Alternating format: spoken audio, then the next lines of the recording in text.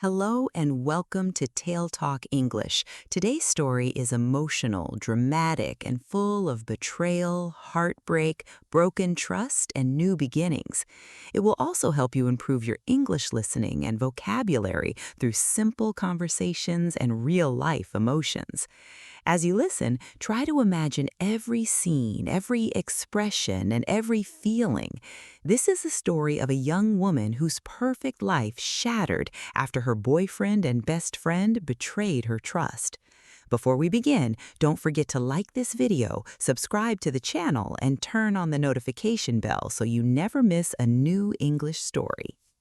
My name is Ashley. I am 26 years old, and I live in a quiet town called Greenfield. It is a peaceful place with small streets, friendly neighbors, and many beautiful trees. I have lived here all my life, and I always believed it was the perfect place to build a happy future. I have a boyfriend. His name is Kevin. Kevin and I have lived together for almost 3 years. We share a small apartment near the center of town. It is not a big apartment, but it is warm and comfortable. It has one bedroom, a small kitchen, a bathroom, and a bright living room with large windows.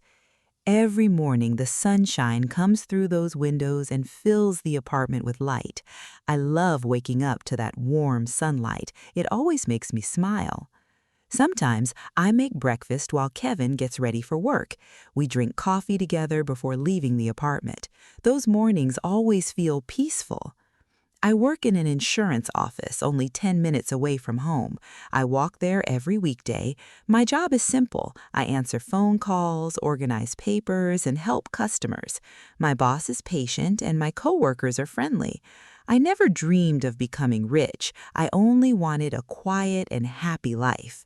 Kevin works in an electronics store. He sells computers, phones, and other technology. Customers like him because he is patient and knows a lot about electronics. Every evening we meet at home. Sometimes we cook together, sometimes we order pizza, sometimes we simply sit on the sofa and watch old movies. Those small moments were my favorite part of every day. Life was simple, life was peaceful, and I believed it would stay that way forever. I also had someone very important in my life, my best friend. Her name was Nicole. Nicole was 25 years old. We met during our first year of high school. From the very beginning, we became close friends. We studied together, laughed together, celebrated birthdays together, and helped each other through difficult times. People often said we looked like sisters. Maybe they were right. She knew every secret about me. I trusted her with everything. Nicole visited our apartment almost every week. Sometimes she came after work, sometimes she comes on weekends. We usually made tea, talked for hours, and laughed about old memories. Kevin liked Nicole, Nicole liked Kevin.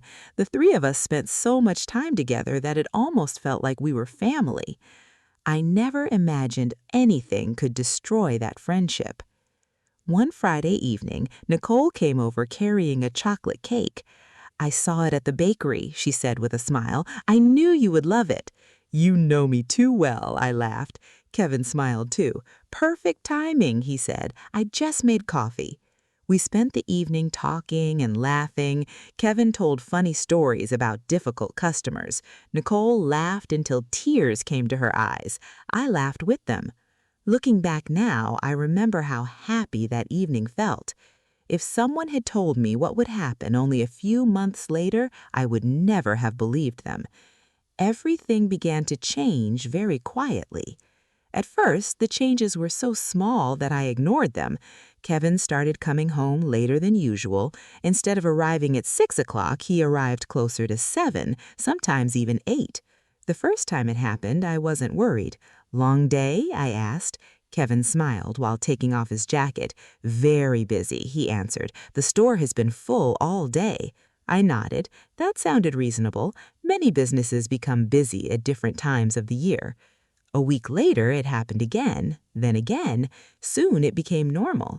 Every evening I found myself looking at the clock. 6 o'clock, 6:30, 7. Sometimes I made dinner twice because the food became cold. Still, I trusted him completely. One evening while we were eating dinner, Kevin suddenly looked down at his phone. A message had arrived. He smiled. Not a big smile, just a small one. I looked at him. "What is it?" I asked. "Oh, nothing important." "Who sent it?" "Just someone from work." He quickly put the phone into his pocket. It was strange. Kevin had never hidden his phone before. I tried to ignore the feeling growing inside me. Maybe I was imagining things. Everyone deserves privacy. Maybe work really was becoming stressful. Days turned into weeks. Kevin became quieter. Before, he always asked about my day. Now he mostly answered with short sentences. "How was work?" I asked. "Fine," he replied. "Did anything interesting happen?" "Not really." Then silence. He often stared at the television without really watching it. Sometimes I caught him smiling while reading messages. Other times he quickly locked his phone whenever I walked into the room. The apartment slowly felt different. It was still the same place, the same walls, the same furniture, the same windows, but it no longer felt warm. Something invisible had changed. One Saturday afternoon, Nicole came to visit again. She noticed I looked tired. "Ashley," she asked softly, "is everything okay?" I hesitated. Then I told her everything. I explained how Kevin came home late almost every day, how he seemed distant, how he spent so much time on his phone, how I felt something was wrong without knowing why. Nicole listened carefully. She didn't interrupt me. When I finished, she reached across the table and held my hand. "Ashley," she said gently, "don't worry too much." "I don't know." I started to talk. "Kevin loves you," she interrupted me. "You really think so?" I asked. "Of course," she replied. "But he's different," I said. She smiled kindly. "Sometimes people become tired. Sometimes work becomes stressful. Men don't always talk about their problems." I wanted to believe her. She was my best friend. She knew both of us better than anyone else. "If you keep asking him questions," she continued, "he might feel more pressure." "So what should I do?" I asked. "Just give him some time," she said. I took a deep breath. "Maybe you're right." She smiled. "I know I'm right." Her words comforted me for a little while. After Nicole left, Kevin came home carrying flowers, beautiful white lilies. "For me?" I asked, surprised. He smiled. "I know I've been working too much lately." I hugged him tightly. At that moment, all my worries disappeared. Maybe I had been overthinking everything. Maybe Nicole was right. Maybe this difficult time will pass. For the next few days, things felt almost normal again. Kevin laughed more. We watched movies together. We cooked dinner together. I started believing our life was returning to normal. Then, something happened that brought every doubt back into my heart. One evening, Kevin left his jacket hanging near the front door while he took a shower. As I picked it up to hang it in the closet, a sweet smell reached me. Perfume, not mine. I froze. It smelled like flowers mixed with vanilla. I had smelled that perfume before, very recently. But where? I closed my eyes and tried to remember. Then it came back to me. Nicole. Just 3 days earlier, Nicole had visited wearing a brand new perfume. She had asked me if I liked it. "It smells wonderful," I had told her. Now, that exact same perfume was on Kevin's jacket. My heart began beating faster. "No," I whispered to myself. "They hugged goodbye, that's all. Friends hug. There is nothing strange about that." I repeated those words over and over, but for the first time, I wasn't sure I believed them. That night, I lay awake staring at the ceiling while Kevin slept peacefully beside me. Outside, the wind gently moved the trees. Inside, a quiet fear slowly grew inside my heart. I didn't know it yet, but my perfect life had already begun to fall apart. The next morning, I woke up before Kevin. The apartment was quiet. The sunlight came through the windows just as it always had. Everything looked normal, but I did not feel normal anymore. I quietly made coffee and sat by the window. I looked outside, but my mind was somewhere else. Was I imagining everything, or was my heart trying to warn me? Kevin came into the kitchen a few minutes later. He smiled. "Good morning," he said. "Good morning," I replied. He kissed my forehead and poured himself a cup of coffee. For a moment, I almost forgot my worries. Maybe I really was thinking too much. Maybe I was creating problems that did not exist. Then his phone rang. He looked at the screen. A smile appeared on his face. He quickly stood up. "I need to take this." He walked into the bedroom and quietly closed the door. Closed the door. That was new. Kevin had never hidden his phone calls before. I sat alone in the kitchen, listening to the sound of my own heartbeat. When he came back 5 minutes later, I tried to sound calm. "Everything okay?" "Yes," he said. "Who was it?" I asked. "A customer." "A customer called this early?" I asked with a surprised look. He looked at me for only a second. "They had a problem with a computer." I nodded, but something inside me whispered, "He is lying." That week, I began noticing little things, very little things. Kevin smiled at his phone many times each day. He protected it carefully. If I walked near him, he quickly turned the screen away. One evening, we were watching television together. His phone buzzed. He looked at it, then he smiled. Not just a small smile, a happy smile. I looked at him. "What happened?" "Nothing," he replied. "You seem happy," I said. "It was just a funny video." "Can I see it?" He hesitated. Then he locked the phone. "It isn't important." I smiled politely, but my heart felt heavier than before. A few days later, Nicole visited again. She walked into the apartment carrying a small bag of cookies. "I baked these this morning," she said happily. "They smell amazing," I answered. Kevin came out of the kitchen. "Nicole, perfect timing!" He smiled much bigger than usual. The three of us sat together. They talked about movies, then music, then a television show. Several times they laughed before I even understood the joke. I smiled, but I felt strangely invisible. It was as if I were watching two people who shared a secret. At one point, Kevin made a joke. Nicole laughed so hard that she touched his arm. He laughed too. It lasted only a second, maybe less, but I noticed it. For the first time in years, I felt uncomfortable around my own best friend. That night, after Nicole left, I asked Kevin a simple question. "You and Nicole seem to get along very well." He looked surprised. "Of course, she's your best friend." "I know," I said. "You sound worried," Kevin said. "No, just curious," I answered. He kissed my forehead. "Ashley, you're thinking too much."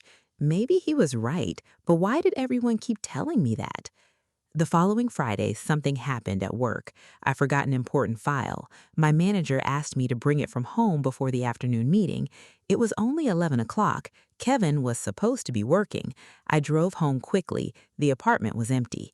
I found the file and was about to leave when I noticed Kevin's laptop sitting on the dining table. The screen was still on. Normally, I never touched his computer. I respected his privacy. But something stopped me. A message appeared in the corner of the screen, only a few words. "I miss you already. Heart." There was no name, only a heart beside the message. My hands became cold. I stared at the screen. Before I could read anything else, another message appeared. "See you tomorrow." My heart pounded so loudly that I could hear it. Tomorrow? Tomorrow was Saturday. Kevin was supposed to spend Saturday with me. Quickly, I closed the laptop. I stepped backwards. "No," I whispered. "There must be an explanation." I picked up my file and rushed back to work, but I could not concentrate. Numbers became blurry, voices sounded far away. My mind kept repeating those words. "I miss you already." That evening, I said nothing. Kevin acted completely normal. He asked about my day, he helped make dinner, he even washed the dishes. Looking at him, it was impossible to believe he could be lying, yet those messages stayed inside my mind. Saturday morning arrived. Kevin smiled while getting dressed. I have to help with inventory today. On Saturday? I asked. Yes, the manager asked everyone to come, he said. What time will you finish? I asked. I'm not sure. He kissed me goodbye. The door closed. 5 minutes later, my phone rang. It was Nicole. Hi, Ashley. Hi, I replied. Do you want to have lunch today? Nicole asked. I smiled. Of course. Actually, she paused, I forgot I promised my cousin I would help her move. Oh, I reacted. I'm really sorry, she said.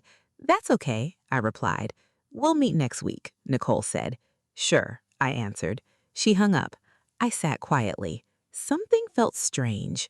Kevin was working. Nicole was helping her cousin. Both were busy. I tried to stop thinking about it. Instead, I cleaned the apartment. Then I read a book. Still, I couldn't relax.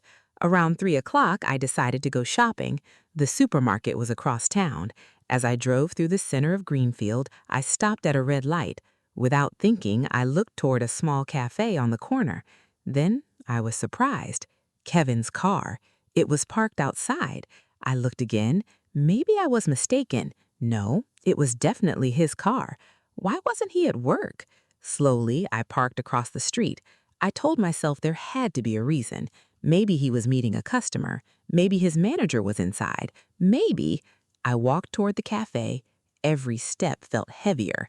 I looked through the front window. There he was, Kevin, sitting at a table. Across from him, it was Nicole. They were smiling, talking quietly. Nicole reached across the table. Kevin took her hand. Just for a moment. Then both of them laughed. The world around me became silent. Cars passed behind me, people walked by, but I heard nothing. I only saw their hands. Kevin looked happy, very happy, happier than he had looked with me in months. I stepped backwards before they noticed me. I hid behind a tree. My breathing became fast. Tears filled my eyes. No, this cannot be happening. Maybe I misunderstood. Friends meet for coffee, friends laugh, friends talk. Maybe. Then Kevin gently brushed a piece of hair away from Nicole's face. She smiled, not the smile of a friend, a different smile, one I knew very well because I used to smile at Kevin exactly that way. My knees felt weak.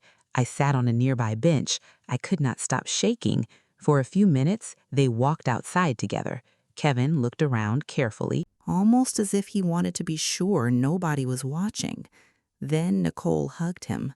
The hug lasted longer than normal, much longer. Kevin whispered something into her ear. She laughed softly. Then they walked toward their cars, in different directions, as if they wanted no one to think they had been together.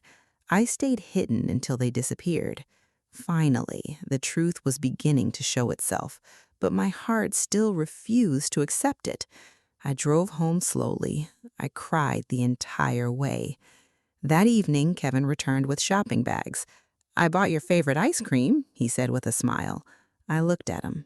The man I loved, the man I trusted, the man who had just spent the afternoon secretly holding my best friend's hand. He smiled as if nothing had happened. I forced myself to smile back. Thank you. He had no idea. He believed his secret was still safe, but for the first time, I was no longer asking whether something was wrong. I already knew. The only question left was, how long had they been lying to me? That night, I did not sleep. Kevin lay beside me, breathing peacefully. I stared at the ceiling until the sun began to rise. My head was full of questions. How long had they been meeting? When did it begin? Was every smile a lie? Was every hug fake? I wanted to wake Kevin and ask him everything, but I stayed quiet. I needed the truth, not excuses, not more lies. The next morning, Kevin left for work, or at least he said he was going to work. When the apartment door closed, I sat alone on the sofa. The silence felt heavy. A few minutes later, my phone rang. It was Nicole. "Good morning," she said cheerfully. "Good morning. Are you free tonight?" she asked. "I don't think so," I replied. "Oh, okay," she answered. There was a short silence.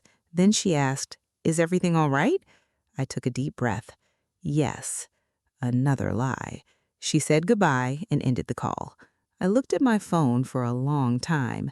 The woman I had trusted for 10 years no longer sounded like my best friend.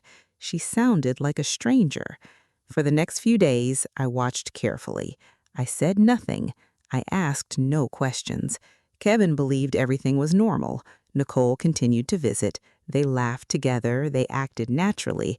But now I noticed every little detail, every glance, every smile, every message, every excuse.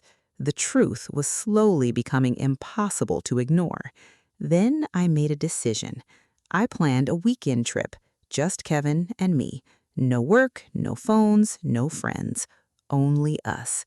Maybe he would finally tell me the truth, or maybe I would discover it myself. That evening, I showed him the hotel reservation. "It looks beautiful," Kevin said. "It does." "I can't wait," he said. "Neither can I." He smiled. I smiled too. But my smile was hiding a broken heart. Saturday finally arrived. I packed our bags. I wore my favorite blue dress. I even cooked sandwiches for the drive. Kevin was supposed to finish work at 4 o'clock. 4 came, then 5, then 6. Finally, my phone rang. "I'm so sorry, my manager needs me." "Today?" I asked. "There's an emergency. We'll go next weekend." I closed my eyes. "Okay." He thanked me for understanding, then he hung up. I stood in the middle of the apartment. Everything inside me became quiet. No anger, no tears, only silence. I slowly unpacked the bags. Then I called my mother. "Mom? Ashley, can I come home for a few days?" There was no hesitation. "Of course, sweetheart." Early the next morning, I packed a small suitcase. Kevin was still asleep. I looked at him one last time. Once, I thought he was the love of my life.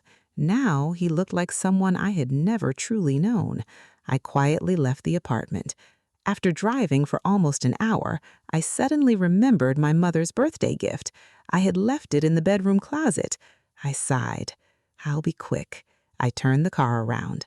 When I reached the apartment, everything was quiet. I unlocked the front door as softly as possible. Then I heard music, soft music, coming from the living room. Kevin never listened to music in the morning. My heart began beating faster. I walked slowly down the hallway, one step, then another. When I reached the living room doorway, I stopped. Kevin was sitting on the sofa. Nicole was beside him. They were kissing, slowly, comfortably, as if they had done it many times before. For a moment, the whole world disappeared. I could not move. I could not breathe. Kevin opened his eyes first. His face turned white. "Ashley." Nicole quickly pulled away. She covered her mouth with both hands. "Oh my God."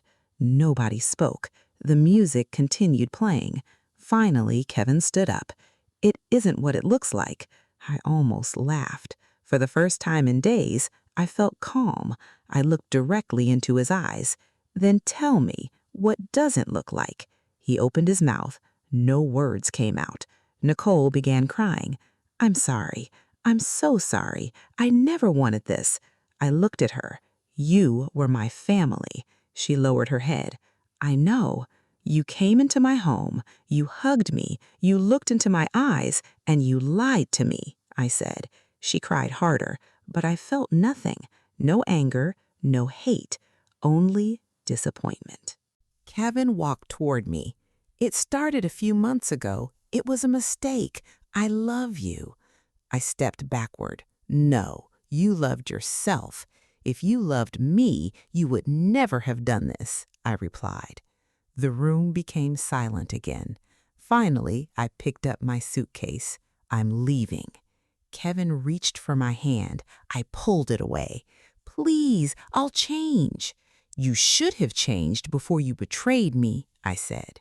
Without another word, I walked out of the apartment. Neither of them followed me. My parents welcomed me with open arms. My mother hugged me tightly. My father simply placed his hand on my shoulder. Neither of them asked many questions. Sometimes love is quiet. Sometimes people do not need explanations. They only need someone to stay beside them. For 2 weeks I rested. Some mornings I cried. Other mornings I simply watched the birds outside my parents' window. Little by little, my heart became lighter. When I returned to Greenfield, I did not return to Kevin. Instead, I rented a tiny apartment across town. It had 1 bedroom, 1 kitchen, 1 bathroom, very little furniture, but it was mine. There were no lies inside those walls, only peace. The first few weeks were difficult. I cooked for one, I ate alone, I watched television alone. Sometimes the silence made me cry, but each day became a little easier. One Saturday afternoon, while walking home from work, I noticed a small building with a sign, "Painting Classes for Beginners." I stopped. I looked through the window. People were smiling, laughing, painting colorful pictures. Without thinking too much, I walked inside. The teacher welcomed me warmly. "My name is Kathleen," she said. "Would you like to join us?" "I've never painted before," I replied. She smiled. "Everyone starts somewhere." That evening changed my life. For 2 hours, I forgot everything. I forgot Kevin. I forgot Nicole. I only thought about colors: blue, yellow, green, red. When I painted, my heart became quiet. So I came back the following week, then the week after that. Painting slowly became part of my new life. Kathleen became more than my teacher, she became my friend. She listened without judging. She reminded me that broken hearts can heal. Slowly, I believed her. Several months passed. One Saturday, Kathleen looked at one of my paintings. "Ashley," she said, "people would love to buy these." I laughed. "No one would pay for my work." "You'd be surprised," she said. She convinced me to join the town's weekend art market. I placed my paintings on a small table. At first, people simply looked. Then someone bought one. Then another. By the end of the afternoon, I had sold 4 paintings. I smiled all the way home. For the first time in many months, I felt proud of myself. One weekend, while arranging my paintings, a man stopped at my table. He looked at a painting of a sunrise. "It feels peaceful," he said. "Did you paint it?" "Yes," I answered. He smiled. "My name is Eric." "I'm Ashley." "I'd like to buy this one," Eric said. As I wrapped the painting, he looked at me again. "I hope this doesn't sound strange, but would you like to have coffee sometime?" My heart beat faster, not because I had fallen in love, because I was afraid to trust again. Eric seemed to notice. He smiled kindly. "If your answer is no, I'll still be happy to own your painting." I laughed, for the first time in a long while, a real laugh. "It's not no, it's just I need to take things slowly." He understood. "So," I smiled, "coffee sounds nice." A week later, we met at a small cafe near the park.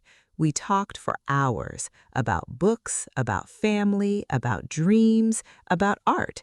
Eric listened carefully whenever I spoke. He never interrupted. He never checked his phone. He looked at me as if my words truly mattered. When we said goodbye, he smiled. "I'd like to see you again." "I'd like that too," I replied. As I walked home, I realized something. I was smiling, not because someone had saved me, but because I had saved myself. Kevin and Nicole had broken my heart, but they had not destroyed my future. They had forced me to discover who I really was. I was no longer someone's girlfriend. I was no longer someone's best friend. I was simply Ashley, a woman who survived, a woman who learned, a woman who chose peace over lies. That evening, I stood by my apartment window and watched the sunset. The sky was painted with orange, pink, and gold. It reminded me of my own paintings, beautiful, not because they were perfect, but because every color told a story. My story. And this time, I was the one holding the brush. Thank you for watching to the end, and don't forget to like this video, subscribe to the channel, and turn on the notification bell so you never miss a new English story.